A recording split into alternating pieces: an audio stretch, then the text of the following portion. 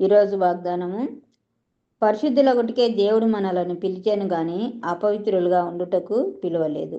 1 తెస్సలోనిక 4:7 మన ప్రభువు అతి పరిశుద్ధుడు కావున ఆయన బిడ్డలమైన మనలను కూడా పరిశుద్ధులుగా ఉండాలని కోరుచున్నాడు.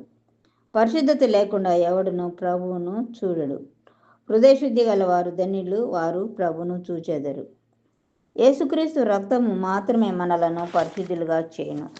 క్రీస్తు మనలను చెడు నుండి విమోచించి తన స్వకీయులుగా ఆసక్తితో మంచి చేయవారుగా ఉండాలని మన కోసం తన ప్రాణం పెట్టాడు. ప్రార్థన. పరిశుద్ధుడైన మా ప్రియ పరలోకపు తండ్రి, వందనాలు, స్తోత్రములు నాయన.